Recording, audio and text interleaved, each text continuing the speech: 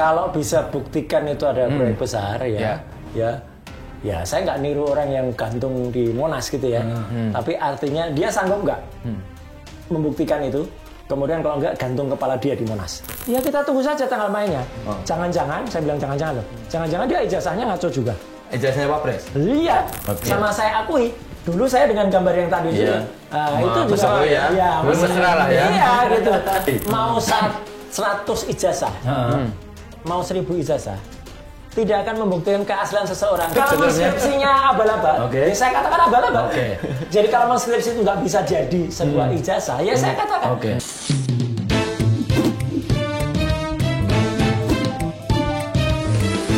To the point aja.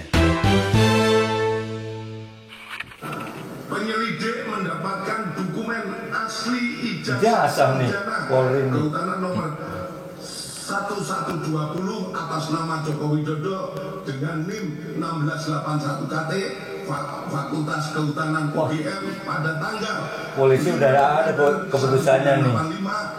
Asli lagi. Asli nih ya. Asli ini kayaknya nih Mas Roy ini sebentar lagi masuk bui nih kalau gini caranya.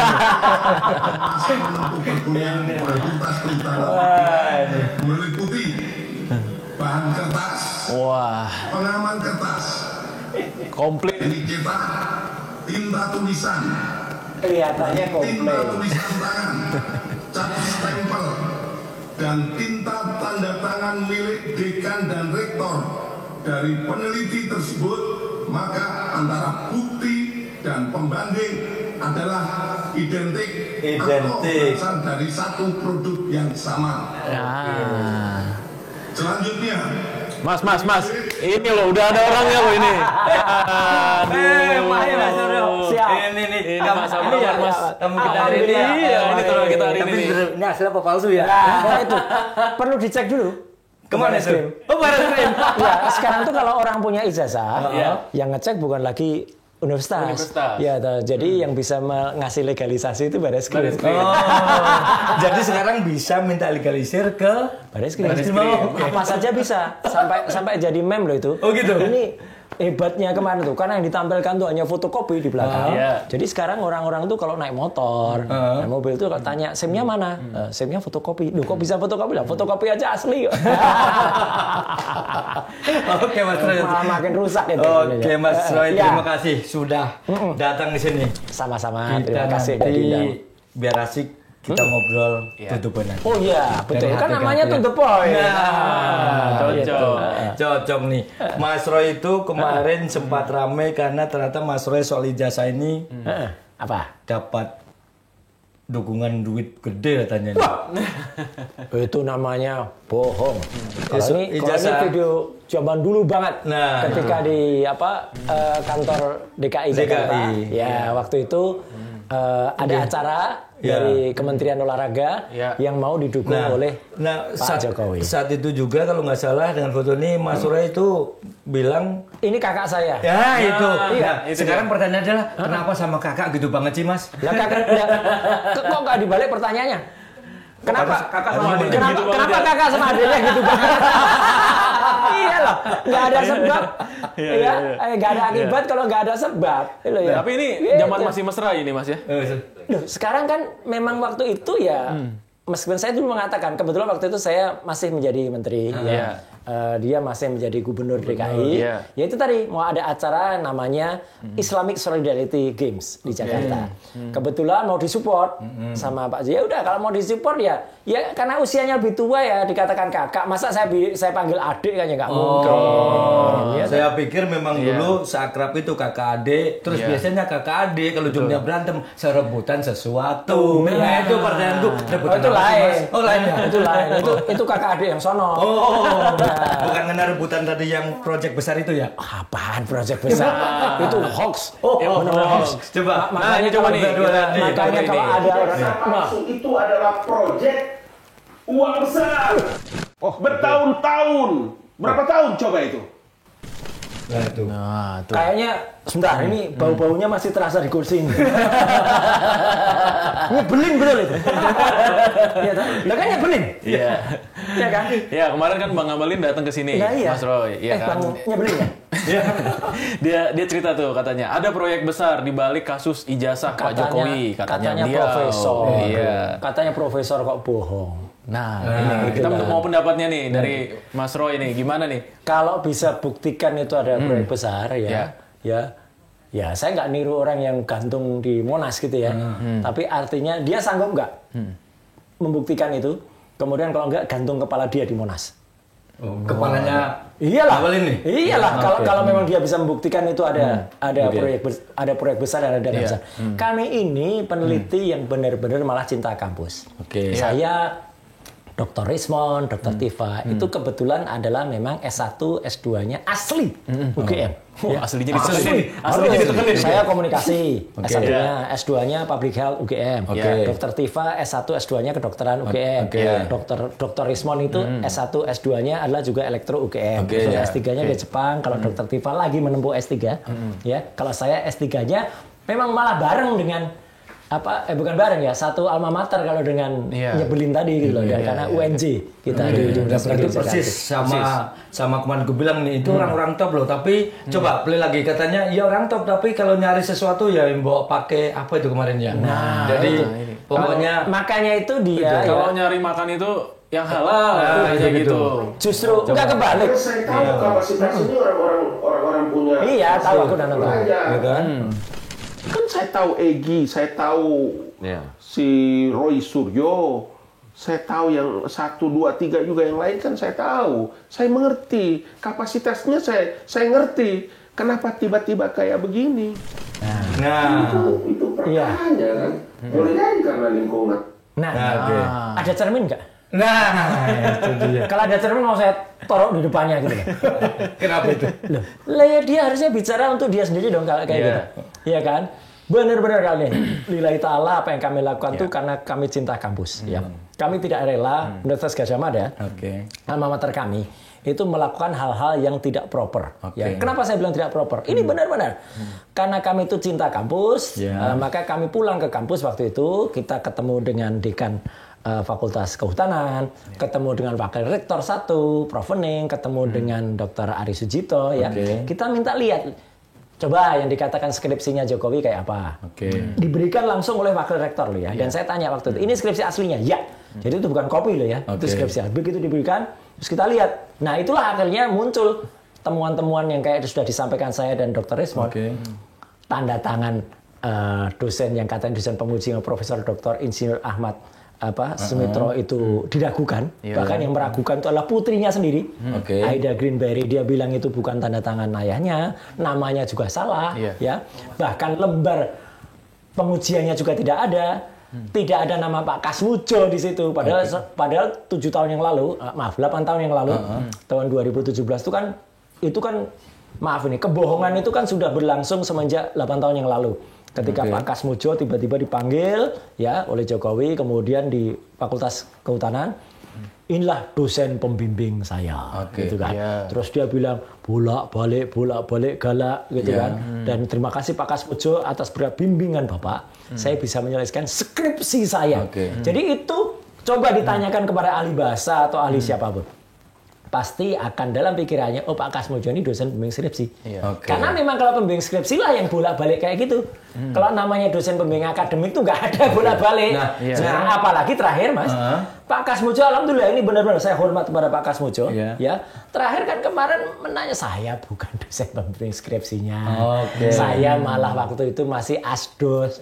Kalau asisten dosen itu jangankan dia bimbing, dia apalagi bimbing akademik, nggak berat dia tanda tangan di KRS. Jadi kebohongannya terbongkar. Nah, apalagi ini kebohongan yang katanya ada dana besar gitu.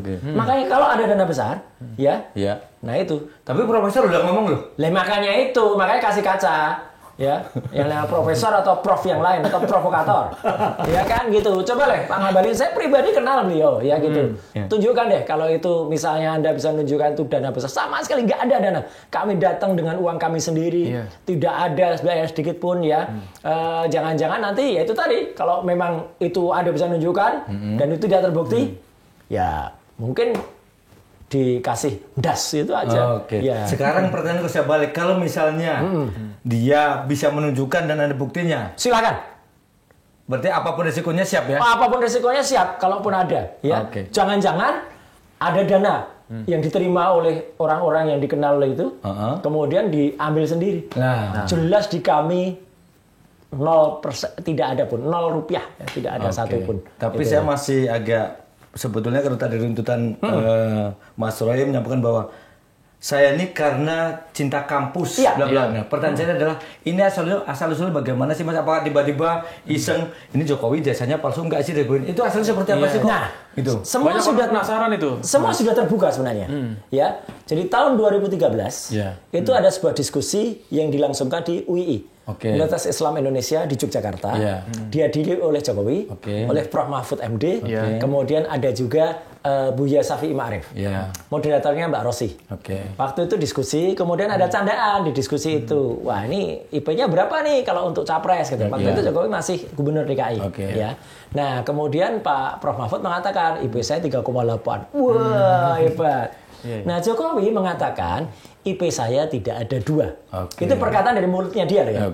Kalau kemarin tiba-tiba dalam Barreskrim itu ada lembar yang katanya itu adalah lembar KHS ya atau itu IP kumulatif, ya berarti ada yang bohong. Ya toh, si penunjuk KHS itu yang bohong atau Jokowi yang bohong. Udah kan gampang. Ya kan gitu, nggak usah nyari orang lain itu. Sudah ada satu kebohongan berarti. Nah, dari situ Mas, kita jadi berpikir, loh, kalau IP-nya di bawah 2, kalau kita pernah kuliah ya, kita akan mengerti IP di bawah 2 itu nggak bisa ngambil SKS setahun ke semester, itu lebih dari 15. Berarti selesainya nggak mungkin 5 tahun. Mas Roy berpikir itu tuh kapan? 2013 kan masih menteri juga Mas Roy. Oh iya. Saya memang tidak waktu itu saya biarin aja. Itu orang-orang yang sudah mulai ribut.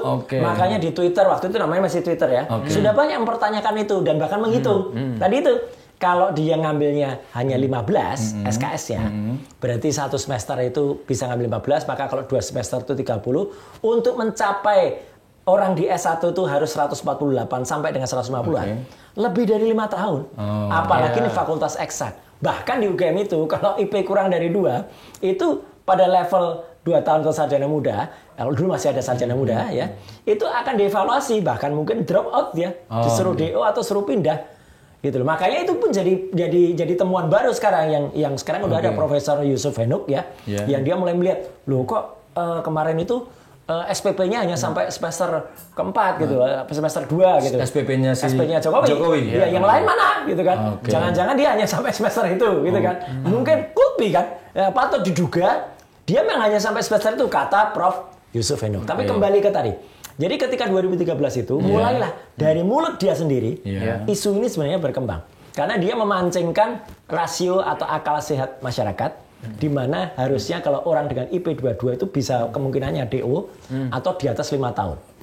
Yang menarik, kan kemudian orang melihat ya, dia selalu cerita masuknya tahun 80, lulusnya 85. Bahkan kemarin ada menarik lagi kalau dari hasil itu. Nanti kita challenge lagi. Katanya KKN-nya 83. Berarti 3 tahun KKN itu nggak masuk akal. Karena orang KKN itu biasanya dia IP sudah SKS-nya sudah hampir 100 dan biasanya sudah 4 tahun baru bisa KKN. Ini 3 tahun kalau sudah KKN tuh jangan-jangan bukan KKN kuliah kerja nyata, tapi kolusi korupsi dapat semua. Jangan-jangan.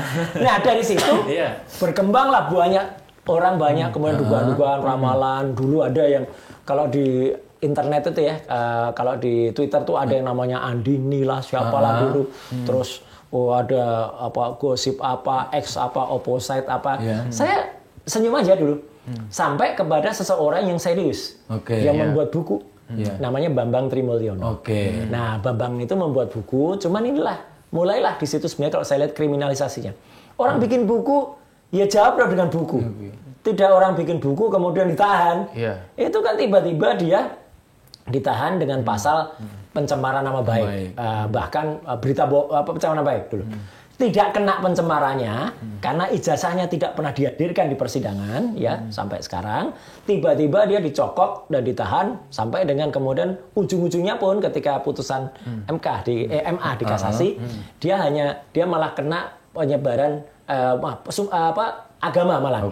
Karena dia sempat dengan Gus Nur itu melakukan sumpah namanya sumpah mubahalah. Sumpah mubahalah aja sebenarnya bukan pencemaran agama, tapi kok dia bisa kena penjara. Ya itulah kriminalisasi itu yang kembali mau terjadi sekarang. Itu. Nah, Mas Roy itu masuk di mana karena ngelihat itu siapa tadi? Enggak, saya sebenarnya baru di ujung. Oh, di ujung itu? Iya. Di ujung. Jadi ketika kemudian ini masuk 2024 ya. Itu kan akhir tahun 2024. Ada kelompok namanya TPUA. Tim Pembela Ulama dan Aktivis. Yang itu akhirnya saya tahu mereka mendaftarkan gugatan di Bareskrim ya tentang ijazah palsu tanggal 9 Desember. Nah, jadi ketika mereka masuk ke situ, saya pun juga belum diajak apa-apa, ya gitu. Artinya memang belum mereka mulai masukkan bukti-bukti, belum ada. Nah, menariknya tanggal 15 Maret, ada seorang pakar digital forensik yang dari Bali G, itu kemudian datang ke UGM. Kemudian dia melakukan penelitian, dia beruntung karena dia menemukan skripsi. Yang kemudian dialah yang kemudian melakukan hipotesis pertama bahwa ini dibuat dengan Times News Roman, ya kan 11.000% palsu gitu. Saya dulu sebenarnya sempat juga Mas, ini terus terang. Ketika tahun 2022, ketika pada saat kasus Bambang Tri itu kan ada wawancara di yang dilakukan oleh Dr. Sigit ya gitu Sunarta. Dia menunjukkan sempat skripsinya, kemudian menunjukkan ijazah fotokopi, ya. Itu wawancara di UGM itu ya. Saya pun waktu itu sebenarnya sempat agak berpikir, ini kok skripsinya terjadi aneh ya, gitu. Cuman saya kemudian tidak seberuntung Resmond. Ya, saya sempat ke UGM karena waktu diantar pulang ke Jawa itu saya datang ke Fakultas Kehutanan. Tapi dikatakan skripsinya nggak di situ, disimpan di tempat khusus karena itu presiden. Ya udah, pokoknya nggak nemu lah gitu. Nah, keberuntungan Dr. Resmond kemudian menemukan itu gitu. Jadi dia terus buat hipotesis pertama. Nah, dari situ kemudian setelah dipublish meledaklah itu hipotesis dia. Dari situlah saya kemudian melihat lah ini ada objek yang kemudian menarik nih karena Dr. Resmond sudah menyatakan melihat sendiri itu. Sama TPUA kemudian beliau dijadikan ahli. Gitu dengan analisisnya. Saya kemudian juga baru diajak karena saya ikut menilai, saya ikut membenarkan apa yang disampaikan dokter karena masuk akal. Kita sesama peneliti harus begitu. Meskipun ini perlu dicatat ya. Ini perlu dicatat. Mungkin teman-teman juga banyak melihat ada tayangan di mana Dr. Resmond itu beradu dengan saya. Ya, dalam kasus Jessica. Gitu. Bahkan kemudian ada statementnya Dr. Resmond ketika memandang minor saya. Ya itu kami akui. Dulu juga kami berhadapan. Nah, itu sama kan? Sama saya akui. Dulu saya dengan gambar yang tadi itu juga mesra lah ya. Iya, gitu. Bahkan saya lah yang dulu menyetir mobil SMK itu yang katanya itu mau diproduksi 6.000 tapi goib itu. Ya. Saya kan termasuk dalam tanda kutip salesnya ini Mas Roy. Ya karena dia nggak naik SMK itu malah dia naik pesawat. Tapi kan pencitraannya kan waktu itu seolah-olah dia naik SMK dari Solo sampai Jakarta. Enggak, yang naik SMK itu saya sama Pak Rudi. FX Rudi Solo. Ya, itulah saksi sejarahnya dan kami nungguin itu di Balai Uji Serpong emisi dari mulai tidak lulus sampai dengan lulus. Jadi kami waktu itu serius ingin membantu itu loh supaya SMK ini benar jadi. Ternyata dikibulin. Sekarang kembali lagi ke ijazah nih Mas. Tadi kan runtutannya akhirnya tangkap lah bahwa berarti gabung terakhir itu berarti setelah gini yang paling pasti adalah lapor polisi. Kamu sempat enggak gini. Jadi kejadiannya setelah tanggal 15 Maret itu kan Dr. Resmond banyak sekali melakukan statement. Nah, karena saya juga ikut approve itu, ya saya kemudian kontak sama teman TPUA. Mas nanti ikut jadi ahli ya. Gitu karena ini ilmiah. Saya lihat penelitian Dr. Resmond itu pure science ya. Dr. Tifa juga melakukan penelitian dari jarak mata, hidung dan sebagainya itu karena ijazahnya mulai ditampilkan.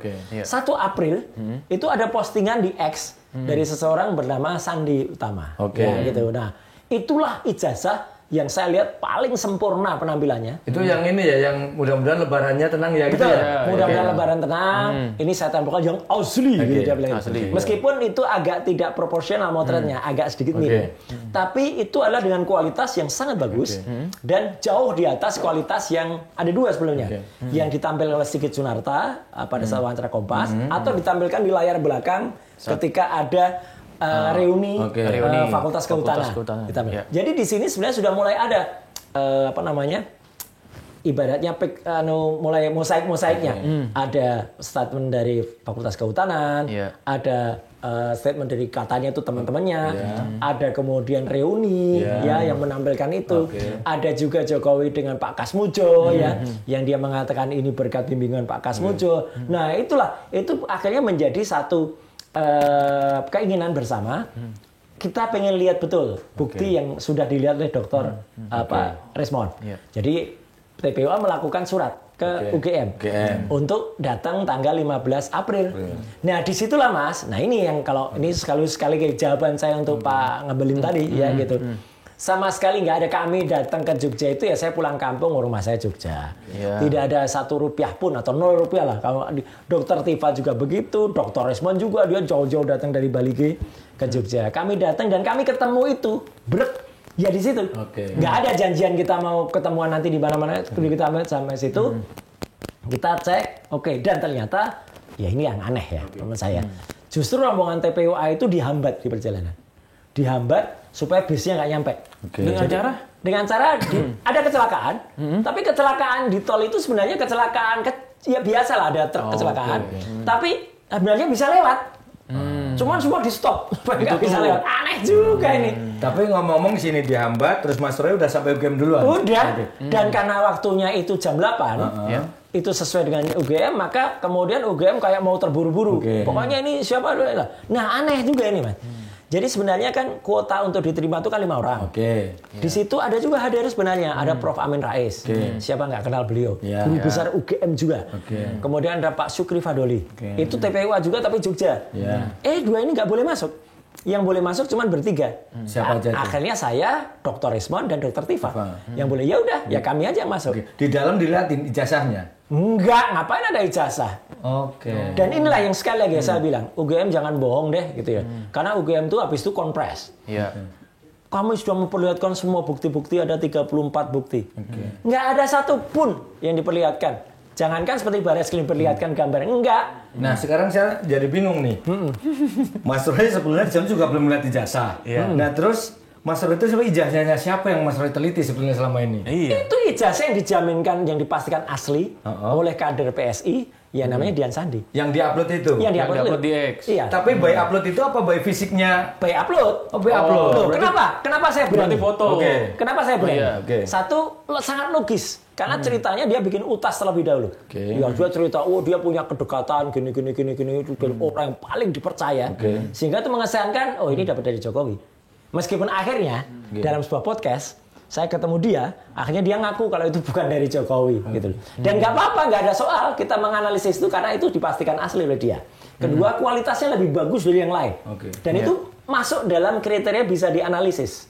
Ya, dan tidak pernah ada orang yang mengupload jauh lebih bagus dari itu. Kemudian apalagi? Itu itu similar lah, hampir sama dengan yang sudah ditunjukkan oleh Pak Sigit Sunarta, dekan, yang ditunjukkan oleh gambar besar, ya karena ada noktah-noktahnya juga di bawah itu sama. Jadi artinya paling tidak ini ada ada pengakuan dari dekan atau dari bahwa itulah memang semua. Dan kita juga berpikir PSI Dian Sandi ini kan kader PSI. PSI siapa ketumnya? Kaisang. Lah Kaisang kan anaknya siapa? Jadi sangat mungkin bagi saya ini berarti ini si Dian Sandi ini proksi nih. Jadi dia memang disuruh untuk mengupload itu, supaya tidak dia yang upload. Jadi tidak ada yang salah dengan itu. Tapi pernah nggak sih Mas, misalnya kan ini pasti kalau memang betul Jokowi itu adalah punya jasa UGM, yang seangkatan itu, paling tidak kan ada temennya punya jasa. Mas Roy pernah nggak mungkin ketemunya itu siapa yang asli fisik Mas Roy pegang gitu loh? Gini. Komparasi gitu loh Mas. Mau 100 ijazah, mau 1000 ijazah. Tidak akan membuktikan keaslian seseorang. Contohnya gini, kita bertiga, naik motor satu-satu. Saya nggak bawa SIM, Mas bawa SIM, Mas juga bawa SIM. Terus ditangkap, ada momen lah, ada tilang. Kemudian begitu ditangkap, ini dia punya kok kayak gini persis gitu. Mas bilang, Mas juga bilang, iya kok, Mas Roy punya kayak gini persis, tapi nggak pernah ditunjukkan. Karena ijazah itu kan nggak pernah ditunjukkan oleh orangnya. Jadi mau pengakuan 1.000 orang, ya nggak ada gunanya. Orang-orang itu kan jadi buat apa kita meneliti mereka itu? Yang penting itu kan yang diteliti kan punyanya Jokowi. Dan punya Jokowi tidak pernah ditunjukkan. Bahkan dia juga statement waktu itu ya, ijazah saya tidak pernah saya berikan kepada orang lain atau ditunjukkan kepada. Nah kan kita jadi pikir, loh, nah ini berarti yang diposting si Anies Sandi itu apa gitu kan gitu. Atau yang sudah ditunjukkan si Anu itu apa? Nah, terakhir ketika ketemu yang kader PSI itu, kata dia ijazah itu asli apa enggak? Dia bilang itu dari orang yang dia sangat percaya dan itu asli. Dia asli. Asli dia di iNews dan Rakyat Bersuara seminggu yang lalu dia pastikan itu asli. Asli, saya jamin itu asli. Dan menariknya gini. Jadi ketika di UGM itu sebenarnya kita juga sebagai orang yang berpikir ilmiah ya. Ketika kita tanya ijazahnya ada di sini enggak gitu ya. Enggak ada ijazah. Pasti kan ada kan sebenarnya kopinya yang sudah dilegalisasi, mereka keberatan. Kalau keberatan sekarang skripsinya. Wah, itu muter 1 jam sendiri. Dengan alasan keterbukaan informasi publik lah apalah gitu. Padahal saya bilang, tolong jangan lucu, saya bilang gitu. Saya tuh termasuk yang menyusun juga Undang-Undang Keterbukaan Informasi Publik, naskah akademik itu tidak termasuk yang dikecualikan pasal 17. Kalau KTP karena ada NIK-nya. Kalau KHS tergantung kartu hasil studi. Nggak boleh tunjukkan, harusnya kemarin tuh ngelanggar juga itu menunjukkan kartu hasil studi itu. Tapi kalau yang lain KRS kemudian juga yang lain silakan. Nah baru pun nah ketika pegang itu Mas, saya sempat bilang ini asli ya, asli. Udah. Karena kalau nggak asli kan berarti UGM bohong. Dari situlah muncul itu tadi, temuan-temuan itu tadi, tanda tangan DK-nya Profesor Dr. Insinyur Ahmad Sumitronya diragukan ya. Itu orang biasa aja nggak usah grofolog ngerti kok. Ini kok tanda tangannya kayak orang baru belajar tanda tangan gitu. Jadi ragu-ragu. Ditunjukkan oleh putrinya Prof. Ahmad Sumitro. Beda banget, itu tegas banget gitu. Terus tidak ada, yang paling pokok ini, tidak ada lembar pengujiannya. Jadi dari situ Mas, punya statement saya, ijazahnya 99,9% palsu. Soalnya apa? Kalau skripsinya kayak gitu, tidak mungkin terbit ijazah yang benar. Ibaratnya telur. Kalau kita punya telur yang bagus, dieram oleh induknya, dia akan menetas menjadi, bisa menetas yang bagus, bisa juga tidak menetas karena kalau pengarahan salah. Tapi kalau dari awal telurnya sudah busuk, saya anggap ini skripsinya tuh busuk ini. Karena nggak ada lembar pengujiannya, terus acak-aduk. Tapi kontennya dibaca nggak sih, Mas? Apa? Kontennya dibaca nggak? Ngapain harus baca kontennya? Nggak usah, karena kontennya pun sebenarnya tidak cocok dengan peminatan dia. Cuman gini Mas, ini kalau dari cerita kita udah to the point lah. Iya, to the point aja nih. Cuman saya dari mikirnya gini, ternyata dari tadi kita obrolan kan Mas Roy ternyata tidak memegang yang asli yang itu punya Jokowi. Sementara kalau yang saya tahu ketika saya nuduh Mas Roy barangnya palsu, ketika Mas Roy debat saya harus nunjukin aslinya. Nah bagaimana Mas Roy itu nanti kalau debat soal aslinya itu? Inilah yang namanya digital forensik. Jadi digital forensik tuh kita nggak usah ketemu atau lihat itu. Kita tuh punya kemampuan untuk bisa menilai, untuk bisa mengukur. Makanya kan gini, apakah saya selama lebih dari 25 tahun ini kalau memastikan ini artis asli atau tidak. Video saya pegang artisnya. Kan enggak. Karena kita punya tools. Kita punya metode. Kita punya software. Misalnya error level analysis, ya. Kita punya face comparison. Kita punya face recognition. Ya kalau gitu maaf ini. Ya kita nggak dihadirkan sebagai pakar atau kita tuh bukan pakar. Jadi ya mohon maaf ini. Ini ada satu contoh ya, misalnya saya ketika dihadirkan selaku pakar di persidangan di Cikarang waktu itu, ya. Jadi ada seorang santri dituduh membunuh, ya. Itu tuduhannya berat loh, membunuh karena ada orang yang bersaksi. Tapi kemudian CCTV saya analisis, ya. CCTV loh, saya nggak pernah membunuh anaknya. Kemudian dari CCTV saya pastikan anak itu tidak ada di tempat, karena itu masih ada gini. Dan di persidangan. Akhirnya itu terbukti bahwa memang bukan anak itu. Saya bisa meyakinkan hakimnya juga bilang persis kayak Mas. Saya nggak bisa lihat ya gitu. Tapi ya inilah gunanya ahli, gunanya pakar. Jadi ahli bisa lihat. Jadi mohon maaf kalau begitu. Ya memang kita tuh nggak perlu sampai kesadaran yang nama digital forensik. Itu sekarang apapun bisa didigital, bukan mesti harus analog, harus pegang barangnya gitu loh. Soalnya barang analog itu pun kalau sudah di-scan, itu akan menjadi digital dan kayak kita meriksa sidik jari, daktiloskopi. Kalau dulu yang namanya sidik jari itu orang harus meriksa dilihat satu persatu dengan mikroskopis. Sekarang kan cukup di-scan, masuk ke AI, kemudian bisa muncul nih rumusnya apa. Nah, ini justru sebenarnya pertanyaan ini salah, kebalik. Harusnya pertanyaan Mas itu dipertanyakan kepada Bareskrim. Kenapa dia memastikan itu asli? Dengan cara dia melakukan identifikasi, tapi yang ditunjukkan bukan yang asli. Kan yang ditunjukkan cuma fotokopi di belakang. Malah fotokopinya terlipat lagi ada gagasan apa. Itu jadi kebalik-balik Mas. Kalau saya nggak masalah karena kita bisa men-challenge orang yang berani memastikan kalau itu asli.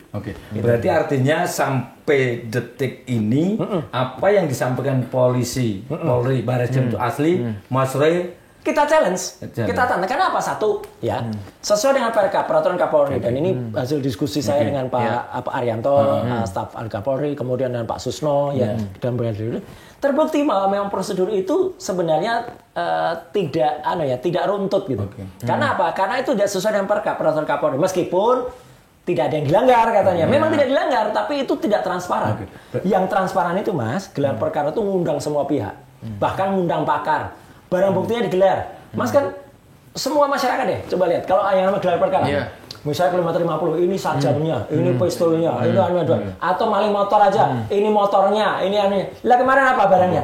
Nggak ada. Berarti Mas sebagai pakar nggak percaya dengan hasil itu atau bagaimana? Menyayangkan. Itu justru bahkan mematahkan semua temuannya. Dan jangan dikatakan itu rinci, enggak. Yang dikatakan misalnya kami sudah melakukan uji kertas, uji pengaman kertas. Mana hasilnya? Kalau itu hanya parameter yang dikatakan, sama dengan hasilnya. Oke, saya sudah ketemu mas-mas, itu ada teh di meja, tehnya warnanya ini rasanya kira-kira begini. Itu perkiraan aja, dan bahkan itu pakai perasaan loh.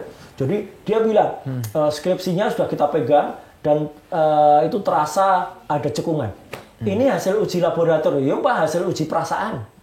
Itu kok pakai perasaan. Jadi harusnya nilai yang keluar, result yang keluar, itu adalah seperti kita kalau simpel aja. Saya selalu bilang supaya mudah dilihat oleh masyarakat, hasil uji laboratorium. Kita uji lab darah. Terus keluarnya apa? Kan nggak hanya darah itu kita diabetes atau tidak. Enggak, rinci kan? SGUT berapa? SGPT berapa? Gula darah sebelum puasa berapa? Sesudah puasa sudah makan berapa? Nah itu batasnya misalnya 160. Oke, ini berarti ada rekomendasi. Itu harusnya. Kalau hanya seperti kemarin. Oke, berarti kesimpulannya dari penjelasan panjang lebar sudah ketemu ini bla bla bla polisi itu. Kita tetap challenge. Tetap challenge nih. Belum percaya ya? Iya, karena apa? Satu, identik, ya. Bukan otentik loh. Ini benar. Identik itu apa misalnya? Misalnya ini ada teh ya, gitu. Pakai 3 ya. 3. Yang satu asli misalnya, itu pakai teh yang asli, yang 2 ini pakai teh campuran. Yang diuji teh yang campuran sama campuran. Identik nggak? Ya dilihat warnanya identik. Lah iya. Ya sudah. Jadi kalau ada barang asli sama ada barang palsu atau semuanya palsu, ya identik. Itu bukan otentik. Jadi orang harus hati-hati ya, masyarakat juga harus mengerti gitu. Makanya saya senyum aja ketika Bareskrim menggunakan kata identik. Itu adalah salah satu cara kalau di kelak kemudian hari terbukti, mereka bisa bilang kami kan hanya bilang identik. Bukan otentik gitu loh. Itu memang. Jadi makanya itu di-challenge untuk apa? Untuk kebaikan bersama.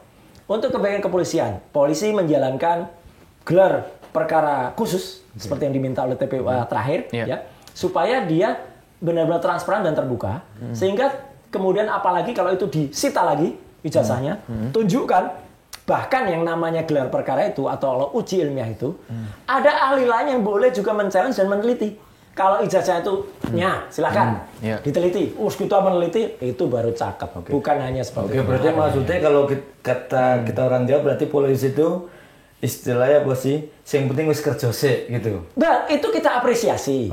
Tapi jangan hanya segitu. Saya terus terang malah kasihan. Harus lebih dalam maksudnya. Betul, bukan apa-apa ya. Saya dulu tuh pernah membantu beliau-beliau itu ya. Ada yang namanya di Pusiden, Pusat Identifikasi Mabes Polri.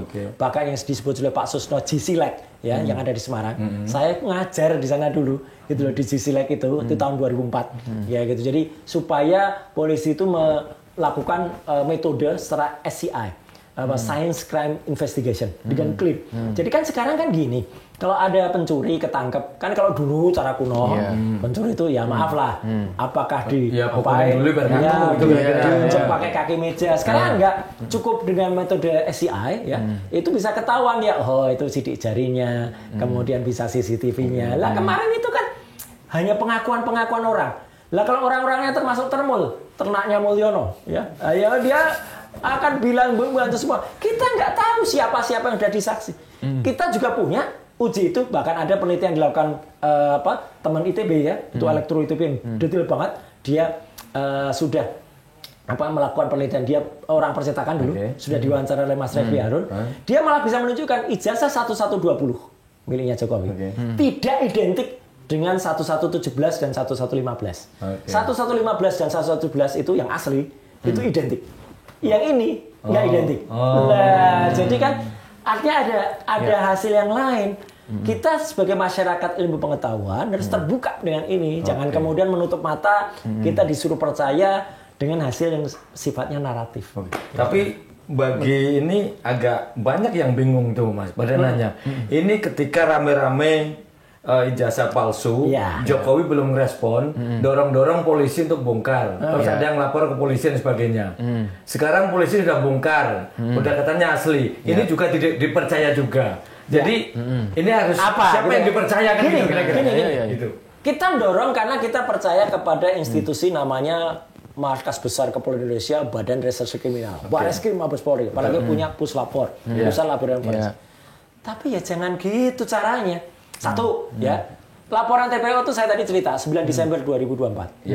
Belum dikerjain apa-apa, bahkan belum ada peningkatan karena itu masih Dumas, pengaduan masyarakat, belum naik ke LP.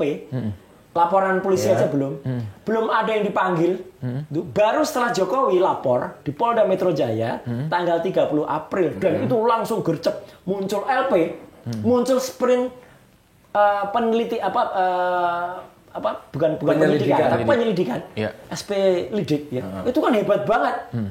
Kalau polisi melakukan itu kepada semua, wah salut kita. Presisi banget ini polisi, cep gitu. Yang di sana belum. Nah, baru setelah ini tiba-tiba kita semua tahu, tiba-tiba Mabes Polri itu Pak Dirti Pidim itu kan bikin konferensi pers di Mapolresta Solo waktu itu. Kami sudah sudah 90%. TPU aja kaget, Mas. Loh kok sudah jalan segitu? Harusnya mereka yang meminta, mereka yang diberitahu labjunya kayak apa. Itu ada prosedur namanya labju, laporan kemajuan. Kalau enggak langsung mereka diberitahu dengan website. Tidak pernah diberitahu. Ibaratnya gini, Mas minta tolong ke saya. Mas Roy tolong diteliti ya, gini-gini ini gambarnya asli atau palsu. Saya yang minta Mas, gitu. Kemudian tanpa sepengetahuan Lukman, aku terus memaparkan itu. Tapi saya nggak ngasih tahu. Dan hasilnya itu di luar ekspektasi Mas. Bingung dong saya. Enggak cuma bingung lagi, mangkal kan. Loh ini kok malah tidak padahal laporannya kan ijazah palsu. Nah ini kok malah membuktikan ijazah asli. Lah itu kan ini kan ada aneh gitu loh. Nah, lebih ini lagi polisi kemarin sudah menyatakan urusan ijazah palsu pendidikan polisi selesai. Sementara laporan dari Pak Jokowi masih lanjut loh. Nah iya, itu juga aneh. Jadi artinya gini, Puslap 4 itu kan menjadi is a part of system. Jadi menurut satu bagian kecil dari sistem. Harusnya kalau Puslap 4 yang ngomongin mau tuh yang ngelaporin Dirti Pidim, ya udah berhenti di Puslap 4 nanti menyerahkan terus gelar. Gelar yang lebih besar, bukan hanya gelar kayak kemarin, gelar internal. Kemarin itu kan internal. Internal, kemudian gelar yang lebih besar sehingga itu akan dinaikkan atau tidak.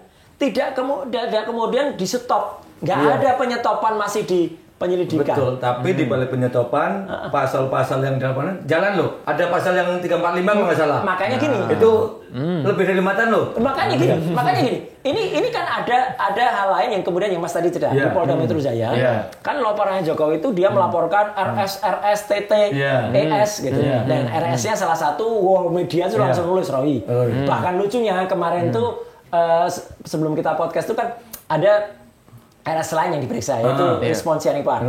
Mulai dari pagi sampai sore, handphone saya tuh nggak stop, saya berhenti tanyain konfirmasi wartawan. Mas, kapan datang? Kok kapan datang sih? Lu katanya Mas di Kabid Humas Polda Metro bilangnya apa? Aku bilang gitu. RS. Lah iya. Kan Mas Roy ya? Ya enggak lah gitu. RS kan ada RS yang lain. Dan kemarin diberikan Pak Rismon. Nah, oke saya jawab. Jadi, dia melaporkan dengan pasal pertama ya, ada 310, 311, 27A ITE. Ya, nah, ada penyelundupan pasal. Yang itu saya bilang penyelundupan. Karena lagi-lagi nih Mas, maaf. Lagi-lagi saya ikut merancang undang-undang ITE. Senjata makan tuan dong. Bukan senjata makan tuan. Ada orang nyuri senjatanya mau dibuka ke saya. Gitu.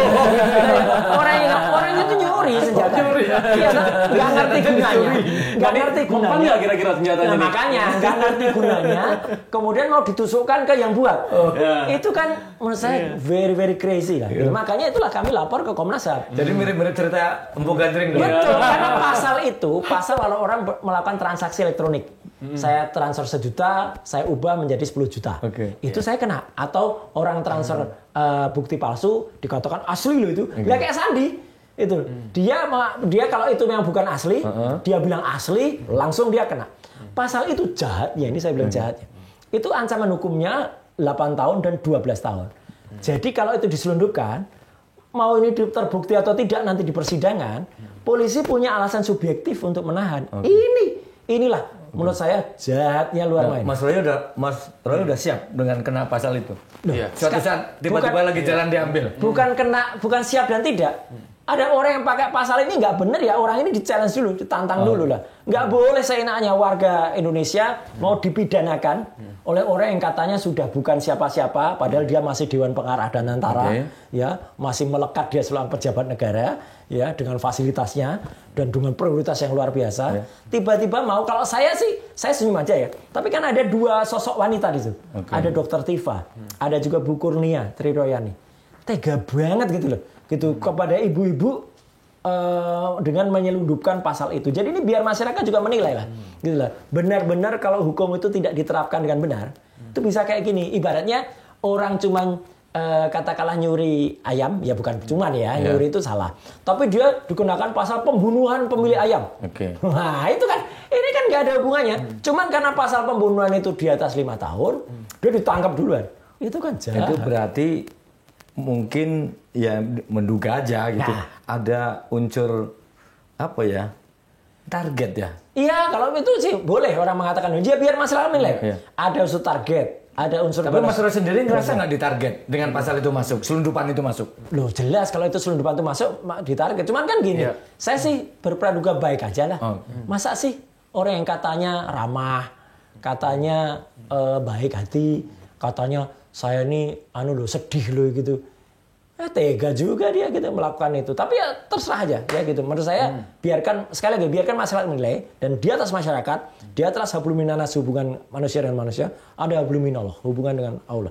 Ya, dan itu nanti akan saya mengatakan ya sama seperti perkataan yang juga itu sebenarnya itu sering saya katakan ya. Gusti Allah tidak sare atau kita buatan sare. Biar aja. Mas. Sambil bisa loh minum dulu. Iya. Kita udah menggebu-gebu. Minum dulu. Minum. Asli kan itu? Asli. Asli, Mas. Nanti identik apa enggak? Itu. Jadi alhamdulillah. Jadi menarik juga tuh Mas. Maksudnya dalam arti sekarang ini kan Mas ya tadi sempat disebut ya. Ditarget misalnya gitu. Itu enak nggak tidurnya Mas? Kenapa nggak enak? Saya sebelum podcast ini bener loh ya. Ini adik-adik di SD negeri 11 ya Jatinegara di di Kaum itu. Itu bisa melihat saya tadi dengan santainya masih ngasih ceramah untuk anak-anak SD. Ada terbukti juga tadi ada wartawan TV gitu yang juga meliput gitu. Jadi nggak saya pikir ngapain dipikir? Gitu aja kok repot kata Gus. Karena apa? Yang saya lakukan, yang Dr. Rismon lakukan, yang Dr. Tifa lakukan, itu adalah sains ya, itu adalah ilmu pengetahuan. Jadi kita melakukan hakikat ilmu pengetahuan. Fake or not fake, palsu atau asli, itu adalah terminologi dalam ilmu pengetahuan. Saya meneliti itu ya, ijazah maupun skripsinya, ya gitu. Kita mengatakan ini match or mismatch, itu adalah definisi dari ilmu pengetahuan juga. Kok tiba-tiba ada payung, ada pedang, ada palu hukum yang mau dikenakan. Aneh itu. Tapi Mas seneng banget ya? Apa itu? Itu berada di ujung tanduk itu. Ya enggak lah. Maksud saya tidak ada beberapa kasus sebelumnya ya. Kalau kita rekap nih, kemarin kan juga ada kasus meme. Enggak, ya bukan senang. Artinya gini, saya ini orang yang saya hanya menyam dan alhamdulillah sekarang ada Pak Kasmujo juga. Katakanlah A kalau memang A.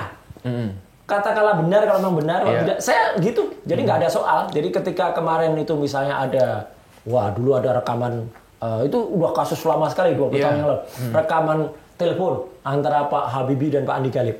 Nggak ada orang berani neliti, saya meneliti itu. Iya, betul-betul. Memastikan keasliannya. Ada foto dari mantan presiden kita dengan seorang wanita, ya.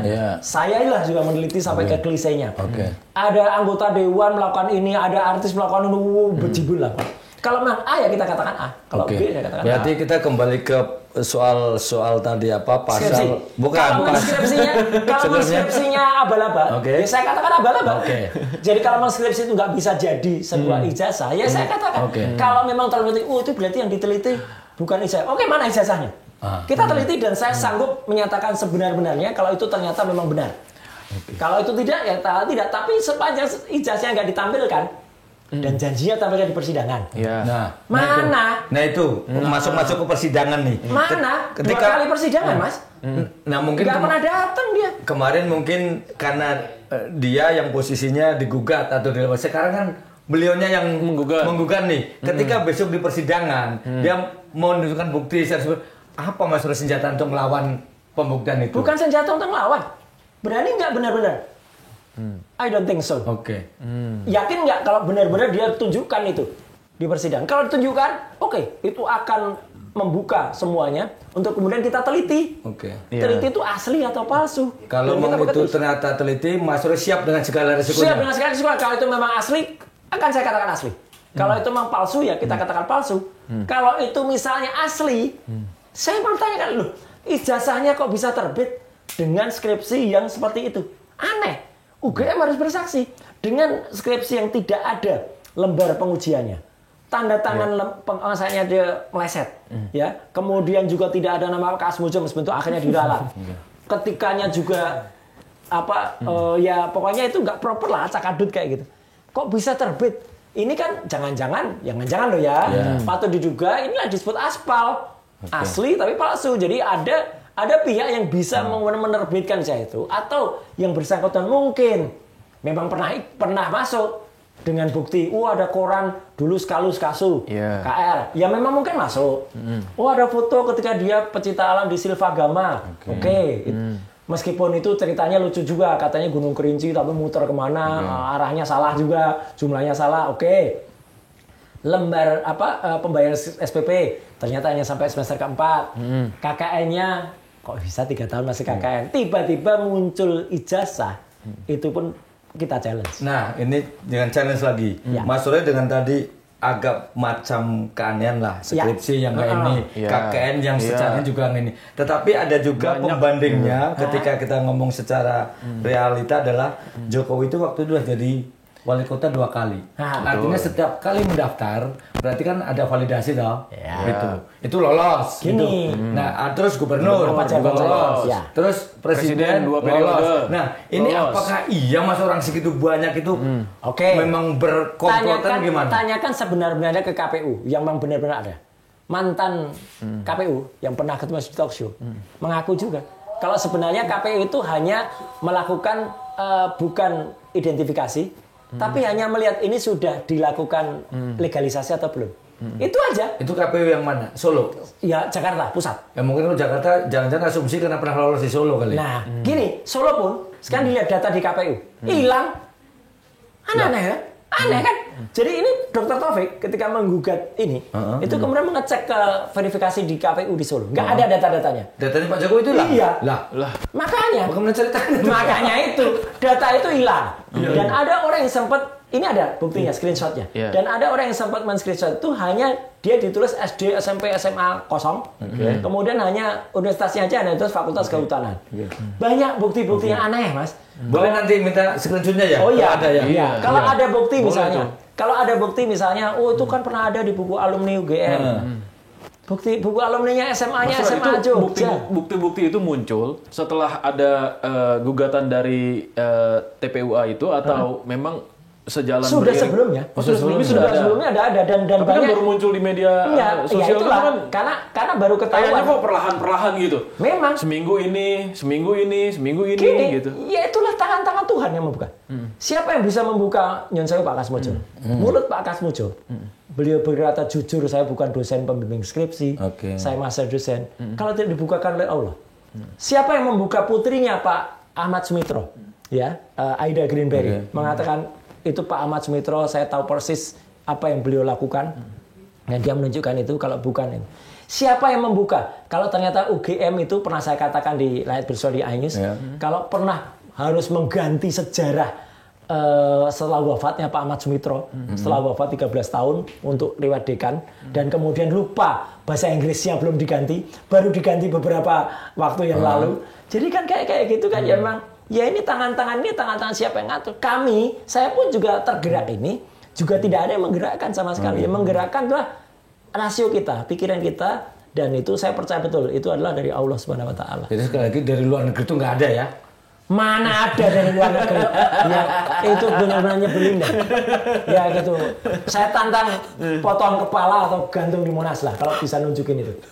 Ya, kalau bisa nunjukin siapa yang digantung? Mas Roy mau gantung apa? Lah ya iya bohong. Yang bilang itu dana besar luar negeri. Lah kalau dia bisa buktiin, Mas Roy buktikan. Mas Roy mau digantung di Monas. Loh, buktikan dulu. Iya kan? Gitu. Sama seperti wah asli-asli. Buktikan dulu ijazahnya ada enggak? Nggak pernah ijazah itu ditampilkan. Bahkan itu ada foto kemarin yang katanya itu Wahyudi ketika nyerahkan ijazah itu. Itu dalam foto yang tidak proper sama sekali, dari samping nggak kelihatan.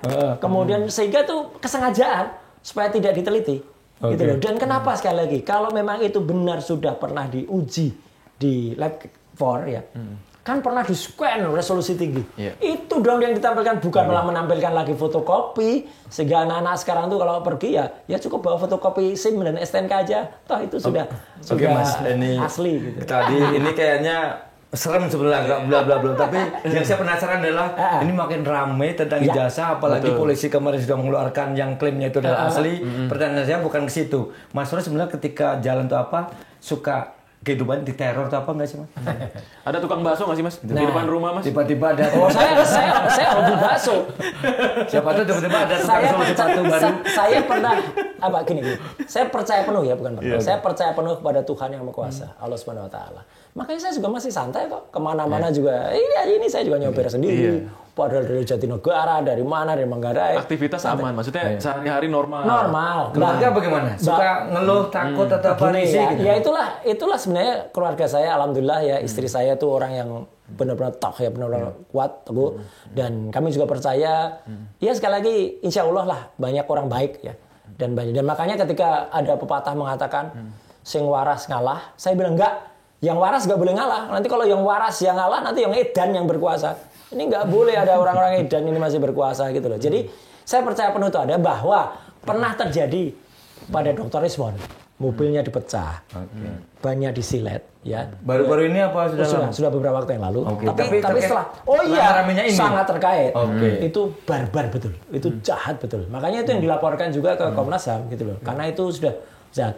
Bahwa ada hal yang mungkin ini bukan untuk menjadikan perdebatan. Iya. Kebetulan saya hidup dari lingkungan dulu di kecil itu di seputaran keraton ya gitu. Atau beberapa kolam. Makanya ada KRMT ya, Kanjeng Raden. Ada hal-hal yang tidak bisa dijelaskan terjadi ya.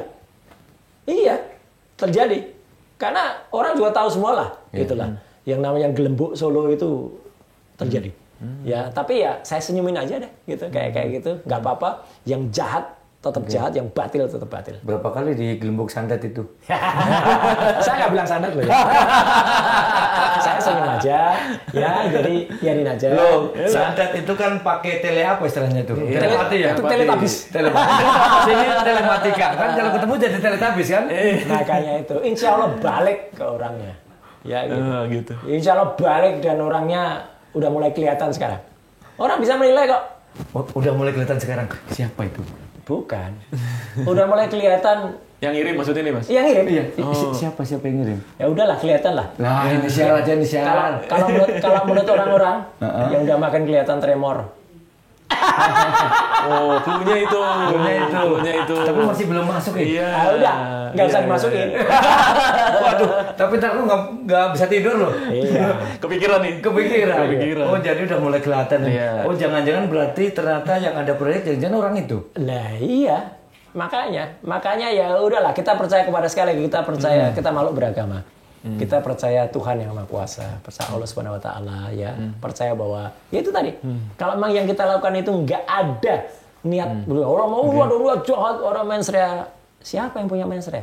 Kalau ada orang yang memang tidak berniat benar, ya bahkan itu udah banyak juga suara sekarang mulai pada muncul loh teman-teman dari partainya yang dulu ya mengatakan wis to nek ra duwe iki ora sah gitu. Kalau enggak punya tuh ya enggak usah. Itu pun sudah mulai ada suara-suara kayak gitu. Ya udah, tunggu aja tanggal mainnya.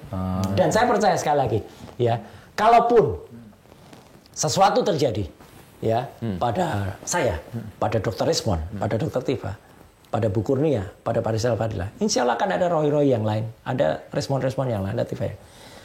Dulu kan juga ada berabad-abad yang lalu, ya, ada namanya Nicholas Copernicus atau Galileo Galilei yang dengan teori heliosentris. Dulu dikatakan, gereja dulu mengatakan kalau bumi itu menjadi sentral semuanya, gitu. Dia mengatakan tidak, yang menjadi sentral itu adalah matahari. Sampai dia dihukum, sampai dia dilakukan. Nyatanya, ya sekarang kan terbukti. Kayak Nikola Tesla ya, gitu, yang sekarang terkenal sebagai pencipta mobil listrik. Dulu kan dia juga menemukan itu reaktor itu ya, pembangkit. Dia sampai tidak menikmati patennya di hari tuanya. Nggak apa-apa, toh sekarang publik dunia itu mengakui dia lah sebagai orang yang memerlukan itu. Jadi no problem, gitu, kayak gitu. Oke, jadi sambil terus maju ternyata banyak tadi yang saya tangkap adalah ada mulai gelembuk-gelembuk santet lah Jadi itu ya. Jadi ujungnya itu ya. Kalau Bang Rismon kan katanya sempat dipecah banyak kaca dan sebagainya. Ternyata Mas Roy ini pakai santet ini. Mungkin yang mau dipecah kaca rumahnya barangkali. Beda tujuan mungkin. Cuman yang jadi penasaran, Mas Roy ini ternyata bisa ngeliat juga orang yang ngirim santet yang tadi udah ada tanda-tanda. Ini masih penasaran tapi inisialnya apa sih Mas? Itu kan nggak ilmiah ya? Enggak ilmiah, makanya saya nggak mau bilang, ngapain gitu saya ceritain. Oke, tapi itu bukan Raja Jawa ya? Atau apa Raja Jawa itu? Senyum aja. Kita senyumin ya, kita jogetin aja. Mas, terakhir, kalau ini misalnya ini sebetulnya ya ada orang mungkin kan kita harus mengakui bahwa Indonesia ini semuanya pengetahuannya juga belum merata ya. Masih banyak yang menengah ke bawah. Mungkin ada yang nganggap bagi orang yang paham dengan Mas Roy dan kawan-kawan ini adalah perjuangan menegakkan kebenaran. Bagi orang yang tidak paham, apalagi yang tidak suka, ini nuduh Mas Roy ini cari sensasi, cari makan dan sebagainya, bikin gaduh, pengacau gitu. Nah, pertanyaan saya adalah apakah Mas Roy ada dan teman-teman itu pernah terpikir ini sebenarnya pingin banget gue selesai tapi gimana ya cara selesainya itu? Pernah nggak Mas? Merasa capek gitu Mas? Kalau capek sih enggak. Ini namanya tantangan ilmu pengetahuan itu ya selalu ada gitu. Bahwa mungkin dikatakan ngapain sih harus meneliti orang yang sudah pensiun? Ya gitu. Siapa yang pensiun? Dia sendiri menunjukkan gelagat dia nggak mau pensiun kok, gitu loh. Iya kan, terus masih ikut aja cawe-cawe aja di mana-mana gitu. Dan ya kebetulan sekarang itu munculnya. Jadi ini memang ya keniscayaan teknologi dan waktu. Terus mengatakan, kenapa enggak yang lain?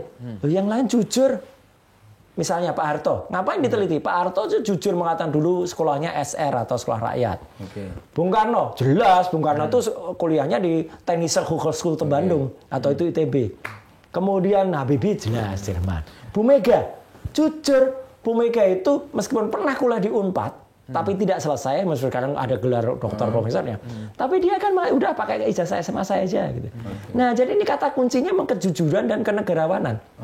Itu aja Mas. Jadi artinya saya tetap melakukan itu dan kalau ada orang-orang menuduh macam-macam, sampai ada yang ini tadi menuduh ada dana dari luar itu, ya saya senyumin aja gitu ya. Iya, gitu, karena selain dapat dana dari luar negeri, ada juga karena ini kebetulan anaknya Pak Jokowi jadi wapres. Gitu loh. Mungkin kalau nggak jadi wapres, Pak Jokowinya juga nggak diganggu-ganggu. Ini ada juga yang begitu. Ini gimana? Ada kaitannya nggak? Ya kita tunggu saja tanggal mainnya. Jangan-jangan, saya bilang jangan-jangan loh. Jangan-jangan dia ijazahnya ngaco juga. Ijazahnya wapres? Iya.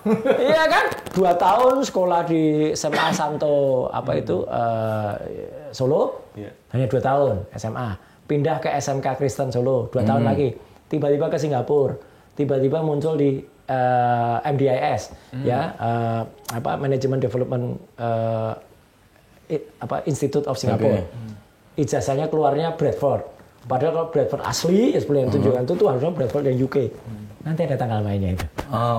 Berarti akan ada lagi tuh. Akan ada lagi nih berarti. Lah katanya harus objektif semua. Lah semua yang diteliti kecuali ada juga nih yang mulek-mulek. Kenapa enggak yang bergelar sarjana dan MM itu? Ya, kan ada juga nih gitu yang barusan di saya bilang dia bukan pejabat negara waktu itu. Dia hanya ngikut hanya apa istrinya. Ini bakal ada part 2-nya nih berarti nih. Mungkin part 2, part 3, part 4. Harus Indonesia itu harus berani menerima keterbukaan. Jangan mau menutup-nutupi dengan kebohongan dan karena keterpuruan ini diakibat oleh dia kok. Gitu. Tujuannya apa sih, Mas? Tujuannya apa sih? Kejujuran. Supaya Indonesia tuh masyarakatnya tuh berani betul ya menyatakan kalau memang A ya A, B ya B. Itu aja, udah nggak ada yang lain. Berarti nanti kalau kebetulan Jokowi selesai, Gibran belum jujur, episode ijazah Gibran nih. Mas yang bilang loh ya. Bisa nanya. Makanya kan saya bilang, itu akibat saya waktu itu dapat idenya dari podcast ini gitu, dari To The Point. Terima kasih sudah disampaikan dengan To The Point aja. Mas Roy Suryo ya, mudah-mudahan nanti segala apa yang sedang diperjuangkan segera selesai, gitu. Segera mendapatkan apa yang diharapkan. Amin. Karena itu kan bermanfaat juga untuk kita semua sebagai rakyat Indonesia, gitu ya. Baiklah, setiap ada pepatah sepandai-pandainya tupai melompat akan jatuh juga, dan serapi-rapinya mengubur bangkai baunya akan tercium juga. Jangan simpan masalah tapi sampaikan dengan to the point aja. Saya Lukman. Saya Roy Suryo. Dan saya Andri Susanto. Jangan lupa klik, like, subscribe, dan ditunggu komentarnya. Tetap di Sindonews. Sampai jumpa di episode berikutnya.